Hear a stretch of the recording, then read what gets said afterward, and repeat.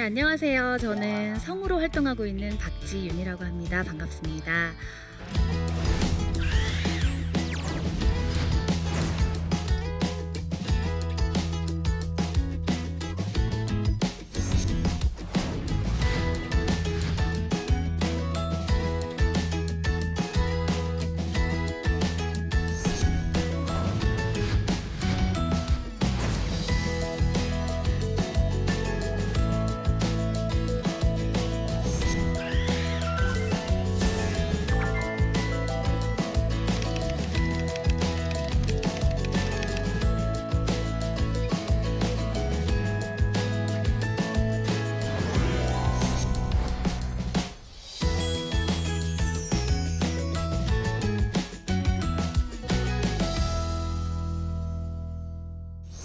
오늘은 주님께 순종하는 삶 살기라는 주제로 이야기 나눠볼 건데요.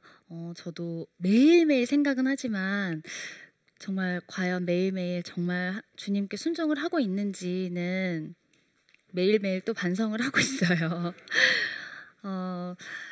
제가 이제 아빠가 연기자 활동을 하셨었잖아요. 근데 너무 건강하고 사실 아프신 것도 없으셨었어요. 운동도 많이 하셨고 그랬는데 2013년 봄에 이제 선교 영화를 찍자고 제안을 받으셨던 거예요. 근데 아빠가 이제 다른 또 일들이 있으니까 선교 영화를 찍으러 이제 캄보디아라는 나라에 가셔야 됐는데 일정 조절이 안 돼서 조금 힘들 것 같다라고 이제 얘기를 하셔서 그냥 아빠 시간 되시면 가면 좋을 텐데, 근데 아빠도 이제 그걸 못 가는 게 늘 마음이 이렇게 조금 불편하셨었나 봐요.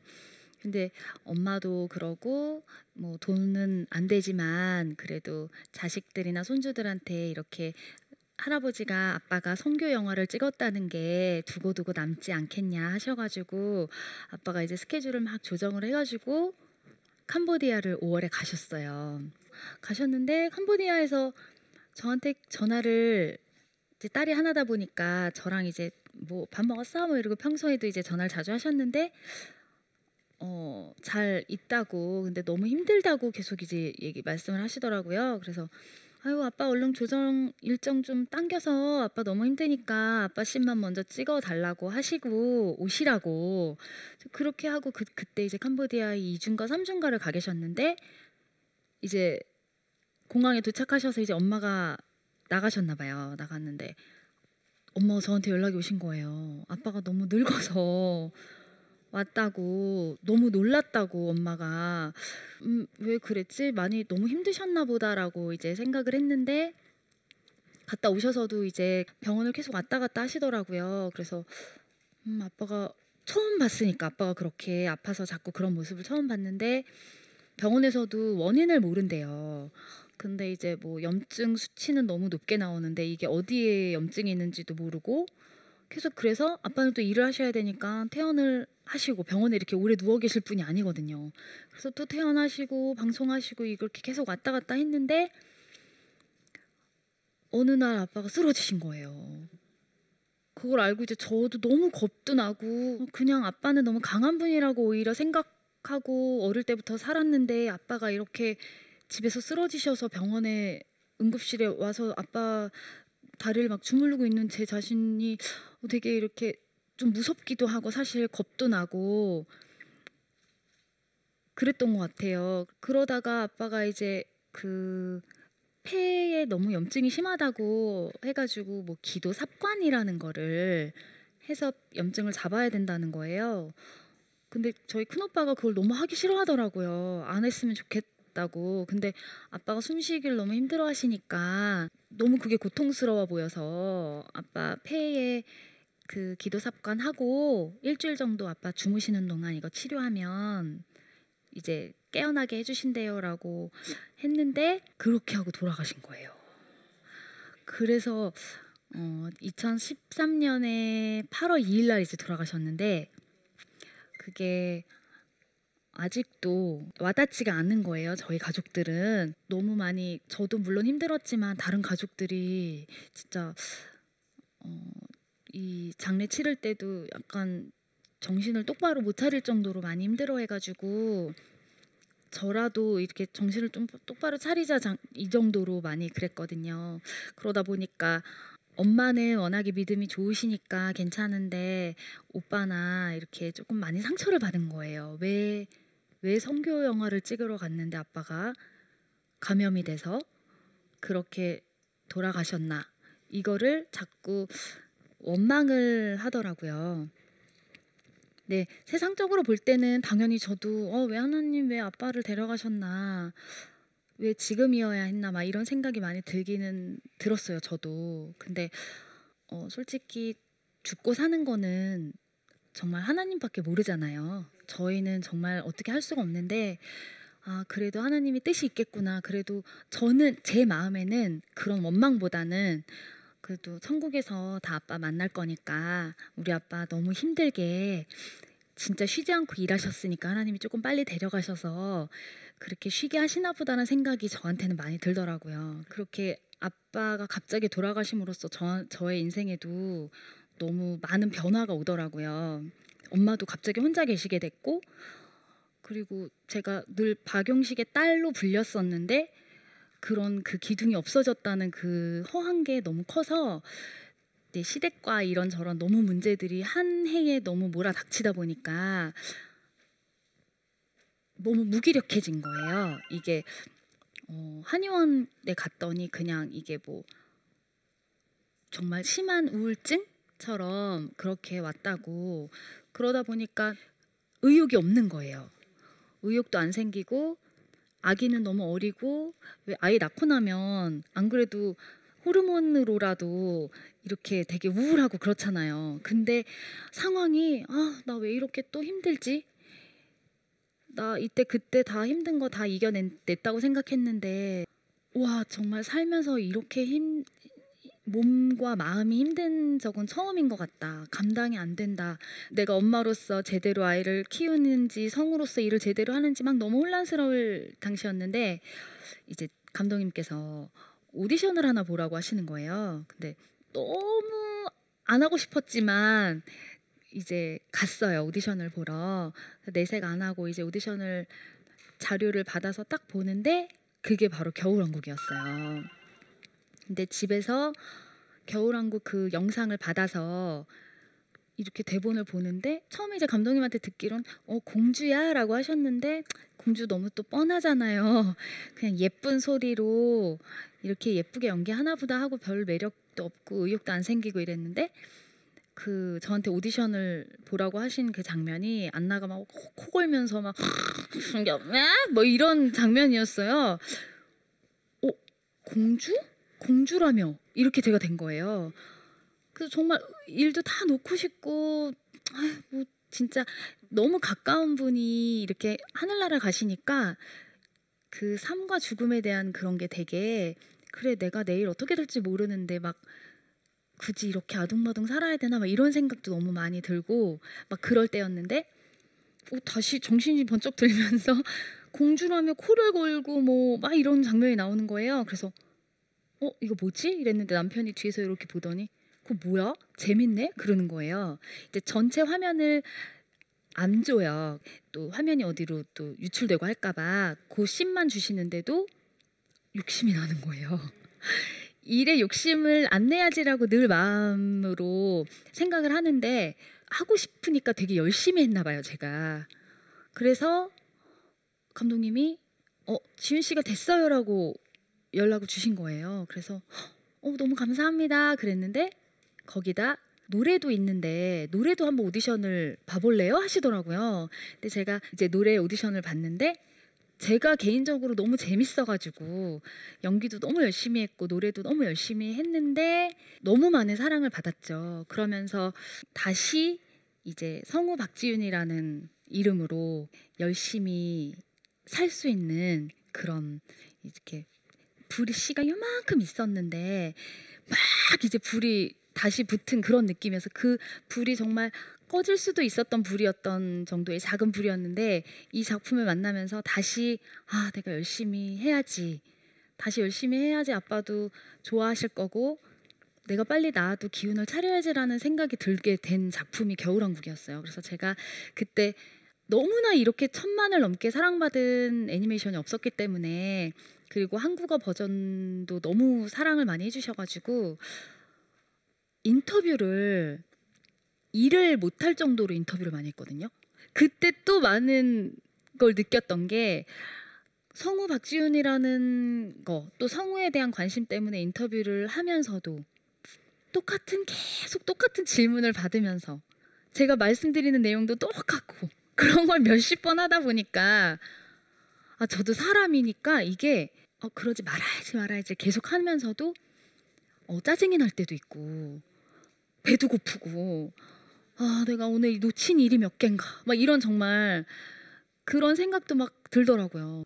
막 그러면서 저도 모르게 막 이런, 정말 왜 드라마 보면 되게 막 이렇게 되잖아요. 근데 제가 그 정도는 아니지만 조금 네네네 뭐 이런 식으로 되려고 하더라고요. 그래서 저희 엄마가 늘 하시는 말씀이 교만의 끝은 사망이다. 항상 그 얘기를 정말 많이 해주셨어요. 절대 사람은 교만하면 안 된다. 그러니까 제가 제 스스로 그렇게 되려고 하는 느낌을 자꾸 받는 거예요. 다시 그래, 교만하면 안 되지, 내 주제에. 솔직히 그렇잖아요. 지금 너무 사랑해 주셔서 이렇게 인터뷰를 또 요청을 하시고 성우라는 직업에 대해서 관심을 가져서 인터뷰를 해주시는 건데, 이렇게 감사하다는 말도 들으면서 인터뷰를 하는 건데 내가 교만하지 말아야지, 이런 생각을 되게 자주 주시더라고요. 너 교만해지고 있어, 교만해지려고 해, 이런 메시지를 자꾸 받아가지고 아니지, 네네네 이렇게 네? 할 거를 다시 네 이렇게 자꾸 순간순간 생각하게 하시더라고요. 그래서 아까 말씀드린 것처럼 광고일이나 이런 데 녹음을 가면 진짜 저희도 하나의 상품인 거예요. 그래서 성우를 막 둘을 불러요. 똑같은 멘트를 시켜요, 그 앞에서. 그래서 제가 만약 안 되면 저는 박지윤 씨 수고하셨어요 그래요. 그럼 네 수고하셨습니다 하고 가는 거예요. 그걸 알아요. 그러니까 정말 하나의 상품. 이 목소리 할래, 이 목소리 할래. 밖에서 막 얘가 더 난대요, 이 목소리가 난대요 하면 저는 그냥 안 팔린 목소리가 되는 거예요. 그런 일을 하면서 되게 자존심도 많이 상하고, 처음에는 그게 막 심장이 막 벙벙 뛰는 거예요. 너무하다 저 사람들. 그래도 사람을 불렀는데 너무 저렇게 티나게 하는구나. 어떤 날은 제가 이제 광고 멘트를 막 저한테 빠져갖고 너무 멋있는 광고를 녹음을 하고 언제 방송이 되는지 너무 기다리고 있었어요. 그랬는데 이렇게 TV를 보는데 되게 멘트가 이거예요. 되게 내가 저 멘트가 왜 이렇게 있지? 하고 봤더니 성우가 바뀐 거예요. 저는 정말 잘했다고 생각했거든요. 제가 나오면 그 광고 봤어? 그거 나야. 좀 이럴 수 있는 일이었는데 그때 그런 게 자꾸 상처가 되더라고요. 근데 이제 광고 일을 하면서 그래, 내가 잘했다는 건 내 생각이지. 저분들이 내 목소리를 좋게 들어야 그게 좋은 목소리죠. 광고나 내레이션 같은 경우는 가서 이제 대본을 받는 경우가 많으니까 저도 막 20초 안에 그 멘트를 너무 잘 읽고 싶은 자꾸 욕심이 생기는 거예요. 그러다가 망하더라고요. 그러니까 정말 이게 우리가 뭔가를 잡으려고 내가 저걸 갖고 싶어 하면은 이제 주시지 않더라고요. 왜냐하면 내가 잘했다고 하고 싶은 게 그게 내 공이 되는 거예요. 근데 이거를 정말 놓고, 제가 처음에 막 녹음 시작할 땐 그랬어요. 하나님, 저 그냥 할 테니까 저분들한테 천사의 목소리로 들리게 해주세요. 이렇게 기도를 했었어요. 너무 제 목소리가 나오고 싶어서. 요즘은 그래요. 그냥 놓고 하자. 하나님이 주신 목소리가 제가 뭐 배역에 따라 바꿀 수는 있지만 이 목소리고, 그렇게 표현하는 것도 주신 능력이 딱 그 정도인데 그걸 상품으로 쓰느냐 안 쓰느냐는 내 결정으로 되는 게 아니라는 걸 점점 깨닫게 되더라고요. 다 계획이 되어 있었다라는 느낌을 저는 되게 많이 받거든요. 2016년에 너무 바쁘게 이제 활동을 하던 중에 처음엔 감기인 줄 알았어요. 근데 목소리가 안 나는 거예요. 이게 왜 이러지? 그래서 뭐 한의원, 이비인후과 안 가본 데가 없이 진짜 다 가봤는데 뭐 여기선 알러지라고 그러고 여기선 뭐라고 그러고 뭐 그런데 약을 먹어도 낫질 않고 완전히 되게 심한 감기처럼. 근데 저희는 성우는 차라리 목이 아픈 게 낫거든요. 코 소리가 나면 안 돼요. 그러니까 멘트를 할 때 목이 아픈 건 저만 느끼는 거지 코맹맹이 소리가 나면 멘트를 쓸 수가 없어요. 근데 너무 콧소리도 너무 심하고 막 이래서 오디션을 보는 족족 다 떨어지고 녹음을 하면 성우님이 다시 해야 될 것 같아요. 재녹음을 해야 될 것 같아요. 그렇게 몇 번씩 가고 막 이러니까 너무 지치는 거예요. 내가 이제 성대가 너무 많이 써서 성대가 제일 늦게 늙는다는데 너무 많이 썼나 보다. 선배들이 막 그러는 거예요. 성대도 야 수명이 있지. 네가 많이 썼으니까 얘도 힘들었어. 이제 막 그러시는 거예요. 난 이제 성우로 정말 이제 생명이 끝났나 보다. 너무 일찍 끝났다. 이제 속으로 정말 막 그러면서 일도 못하고 너무 우울하고 진짜 근데 나 그냥 조금 하나님 조금 더 하고 싶은데 너무 지금은 너무 그런 거 아니에요? 막 이렇게 이제 있을 때였어요. 근데 되게 제가 믿음으로도 되게 존경하고 이런 성우 선배님이 계신데 선배님을 우연히 또 만난 거예요. 그래서 제가 완전 콧소리 막 이렇게 나와서 선배님 제가 요즘 일을 못해요. 제가 일해서 이렇다니까 선배님 아무렇지도 않게 그거 이러시더니 어디 병원을 가봐라 그렇게 하시는 거예요. 근데 저는 진짜 안 가본 병원이 없어서 그냥 그거에 정말 기대감도 없었어요 사실. 그랬는데 거기 가서 약을 처방을 받고 그걸 일주일 먹고 나은 거예요. 근데 저는 그게 너무 신기해요. 정말 이게 아팠다 일주일 만에 난 게 아니라 정말 이게 감기 여러분 되게 심한 감기가 100일 넘게 아팠던 건데 그래서 제가 너무 감사해가지고 소리가 점점 돌아오는 게 제가 느껴지고 다시 일을 갔는데 이런 소리가 나오고 이게 너무 감사한 거예요.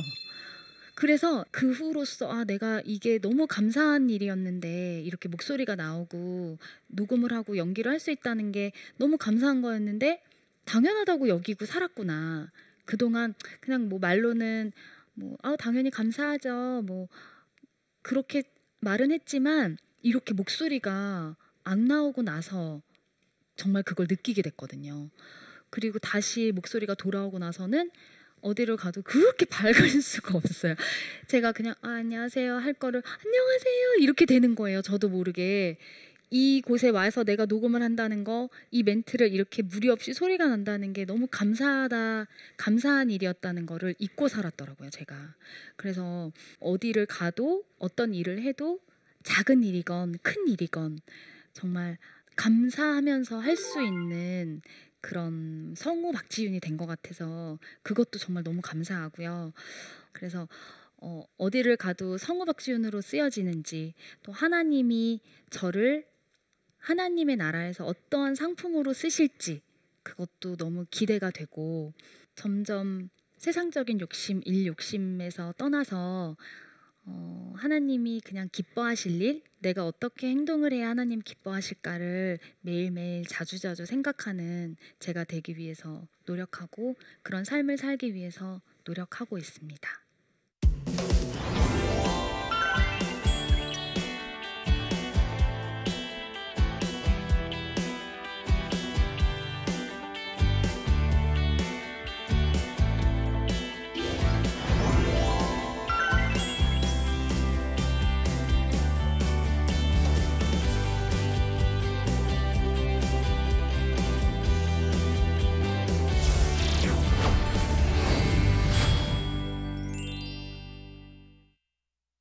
네, 제 이야기를 듣고 질문 주셨는데요. 한번 어떤 질문인지 만나보도록 하겠습니다.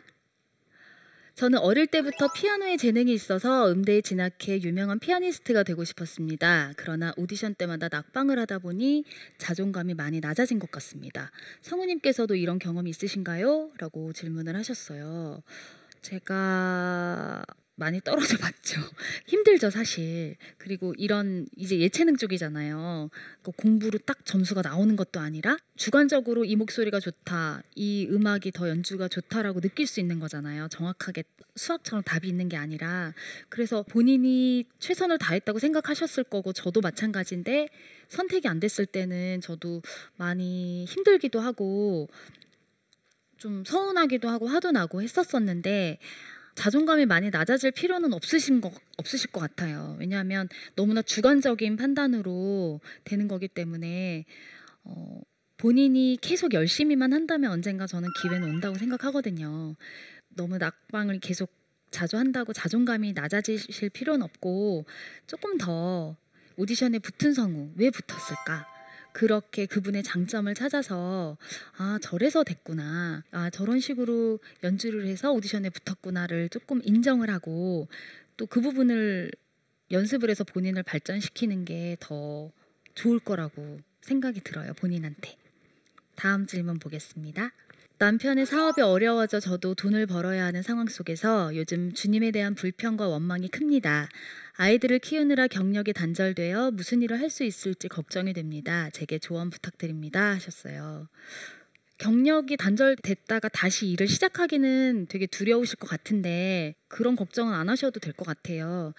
본인이 할 수 있는 일을 분명히 주실 거고 그 일 속에서 또 배워나가는 거잖아요. 누구든 그 일을 처음부터 잘했던 건 아니기 때문에 어떤 일을 하시더라도 그냥 나 배워나간다. 그리고 그만큼은 또 다 이렇게 채워주시는 걸 느껴요. 그러니까 너무 겁내지 마시고 낙담하지 마시고 좋은 쪽으로 그래도 일을 하실 수 있음에, 남편은 사업 어려워지셨지만 본인이 또 일할 수 있으면 감사하면서 그렇게 지내셨으면 좋겠습니다.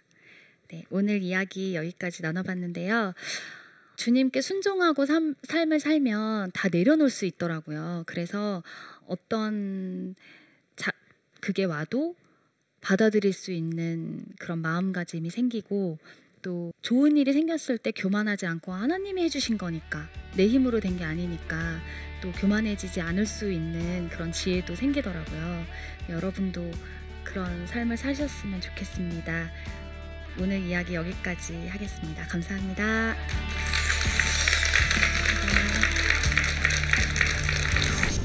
안녕하세요. 저는 군산 드림교회에서 청소년부와 교육 디렉터를 맡고 있는 이정현 목사입니다.